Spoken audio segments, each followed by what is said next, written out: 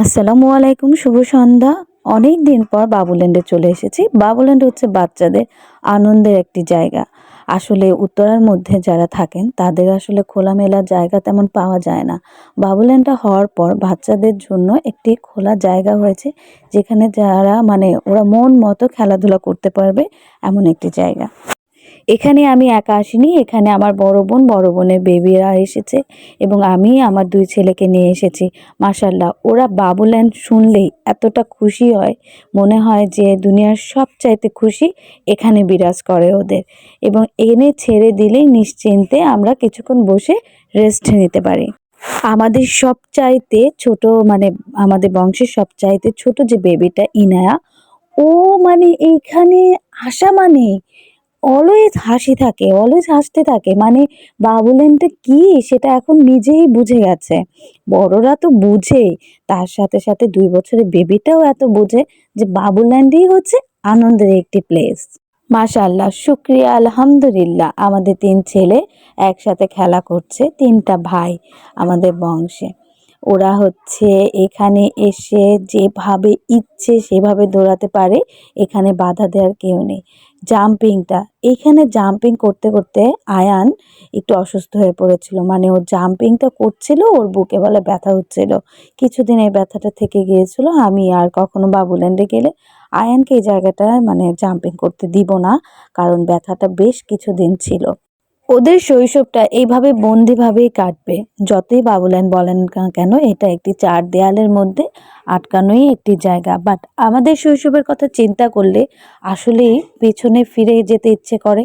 মনে হয় সেই শৈশবের দিনগুলো আবার যদি ফিরে আসতো, খোলা মাঠে সবাই মিলে, এলাকার সবাই মিলে খেলাধুলা করা। আমাদের শৈশবের সময় আমরা আবার পুতুল খেলেছিলাম, পুতুল বানাতাম এবং পুতুলের বিয়েও দিতাম।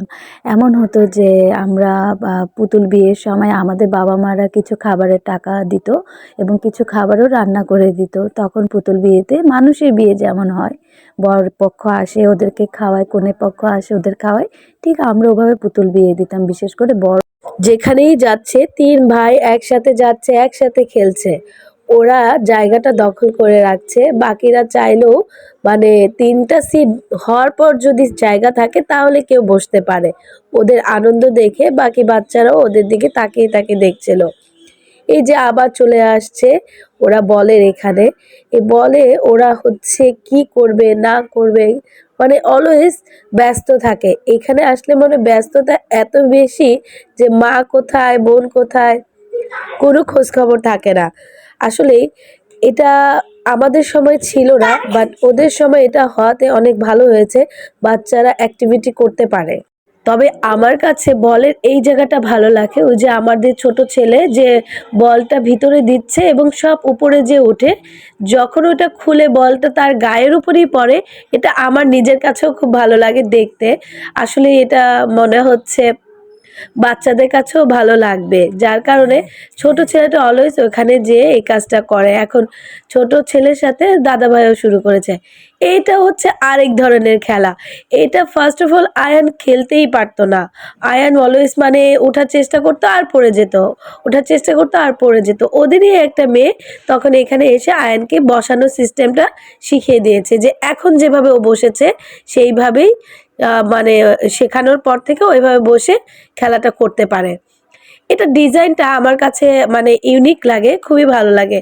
জাম্পিংয়ে ওর বুক ব্যথা হওয়ার পরও ও আমাকে শেয়ার করেনি, আবার এসে জাম্পিং করছে। দেখেন আসলে কিভাবে আনন্দ নেবে সেই চেষ্টাই করে, ব্যথা দূরে থাক। আমরা যখন মা হয়ে যাই তখন আমাদের কাছে, শুধু আমি না, আমার মনে হয় প্রত্যেকটা মায়ের কাছেই সন্তানের আনন্দ, সন্তানের মুখের হাসিটাই সবচেয়ে বড় ম্যাটার হয়ে ওঠে। শুধু বাচ্চাদেরকে আমরা বাবুল্যান্ড নিয়ে আসবো সেটা না, বাচ্চারা কি খেতে পছন্দ করে, কি করলে ওরা হ্যাপি হবে, কি দিলে ওরা একটু হাসি দিবে। সবচেয়ে বড় কথা, আমার ছেলের মুখের হাসিটা যখন আমি দেখি, মনে হয় এই হাসিটা কি বলবো, পুরো পৃথিবী থেকে আলাদা। কোটি কোটি টাকার সাথেও তুলনা করা যাবে না, যে এই হাসিটা আমার কাছে এত শান্তি লাগে, এত ভালো লাগে যে আমি কখন কিভাবে ওর হাসি বের করব। এমনি তো আমার আয়ান খুব কম হাসে, ওর হাসি দেখলে শান্তি লাগে। শুধু আমি না, প্রতিটা মায়ের কাছেই এটা মনে হয় ফিল হয়। তবে অনেক পিতামাতাই আছে যে প্যারেন্টসরা কি করে, বাচ্চাদের হাসির জন্য, আনন্দের জন্য যখন যেটা চায় সাথে সাথে সেটা দেয়। তবে আমার যদি অ্যাবিলিটিও থাকে, ও যেটা চায় সেটা আমি সাথে সাথে দেওয়ার চেষ্টা করি না কখনোই। আমি একটু ডিলে করে ওকে দেই। কারণ যখন বাচ্চারা সব কিছু চাওয়ার সাথে সাথে পেয়ে যাবে, তখন ওদের মধ্যে আস্তে আস্তে মানে একটা জেদ কাজ করবে যে আমি চাইলেই তো পেয়ে যাই।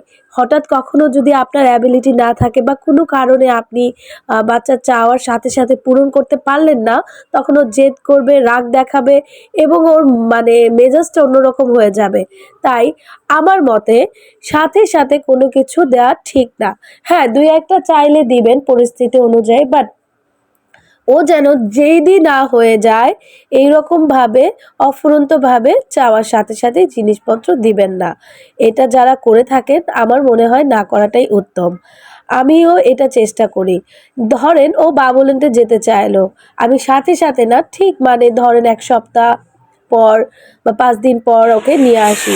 বা ও এখন একটা, আম্মু আমাকে একটা কার কিনে দাও, আমি সাথে সাথে কিনে দেই না। আমার কাছে যদি টাকা থাকেও তাহলেও আমি কিনে দেই না, বলে বাবা এখন সম্ভব না, পরে দেব। এইটা করলে হয় কি, ছেলেটা ধৈর্যশীল হয়ে যায়। তাই সন্তানকে ধৈর্যশীল বানানো এটা একটা উপায়। আর যদি ধৈর্যটা না ধরতে পারে, আপনারা সাথে সাথে দিয়ে থাকেন জিনিসপত্র যাই চাক না কেন, তাহলে কিন্তু বাচ্চা জেদি হয়ে যায়। তবে খাবারের বিষয়টা আলাদা।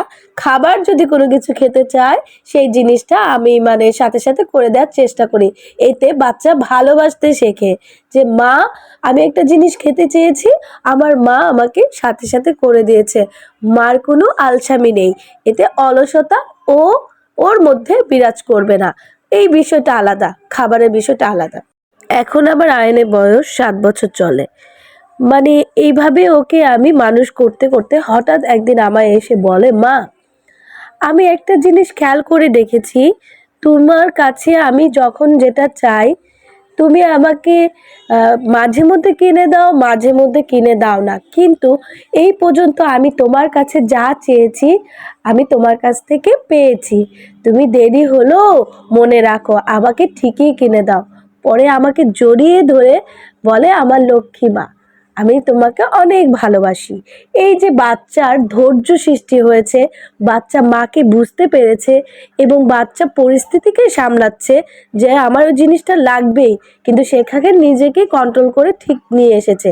এই জিনিসগুলো বাচ্চার মাঝে সৃষ্টি হবে। আরেকদিন কি হয়েছে, আমার আয়ানকে আমি বলছিলাম, বাবা ১ গ্লাস পানি এনে দাও। মানে ও পানি থেকে একটু দূরে ছিল অনেকটা এবং খেলা করছিল খুব মন দিয়ে। তখন আমি বলার পর ও কিছুক্ষণ লেট করে, সাথে সাথে যায়নি। মানে ওই সময়টাও চিন্তা করে যে মার কাছে আমি যখন যা চাই সবই মা আমাকে দেয়, আমি পানি দিব না? পরে এইটা ভেবে সে আমার জন্য পানি এনে দিল। তখন আমি জিজ্ঞেস করলাম, বাবা তুমি আমাকে এখন পানি এনে দিলে, তখন কিছুই বললে না, কারণটা কি, হঠাৎ কি হলো তোমার? তখন বলল, বাবা, মা, তুমি তো আমাকে সব কিছুই করে দাও, আর আমি তোমাকে ১ গ্লাস পানি দিতে পারবো না? এই যে বাচ্চার চিন্তাধারাটাও পরিবর্তন আসে। আলহামদুলিল্লাহ, সব বাচ্চার মধ্যেই এমন চিন্তা শক্তি আসুক, আমি দোয়া করি।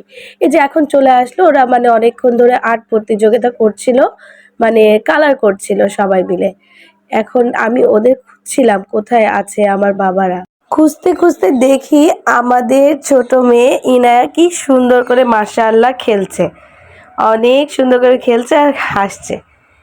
এইদিকে আবার ছোট ছেলে তার চুম্মামার সাথে কথা বলছে, কিন্তু আয়ানকে খুঁজে পাচ্ছি না। এই তো আয়ান এখানে দোলনা দিয়ে খেলছে। মাশাআল্লাহ, এমন কোনো খেলার নাই, প্লেস নাই যে আয়ান এবং আমার বাচ্চারা জানে না। ওদের এই জায়গায় প্রত্যেকটা জায়গায় কোথায় কি আছে সব মুখস্থ, এতবার এসেছে। প্রতি ঘন্টা পর পর ডান্স হয়, এখন ডান্স স্টার্ট হবে।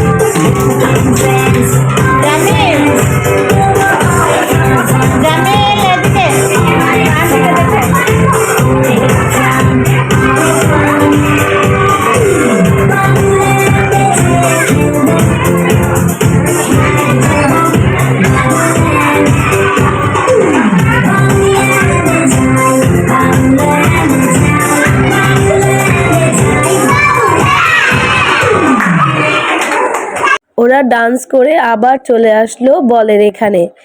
আয়ান এতবার এসেছে এবং ডান্স করতে আয়ান খুব ভালোবাসে। সত্যি কথা বলতে বাসায়ও আয়নার সামনে দাঁড়িয়ে অনেক ডান্স করে।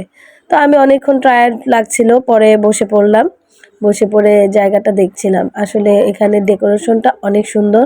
আমার ভিডিওটি দেখার জন্য সবাইকে অনেক ধন্যবাদ। আল্লাহ হাফেজ।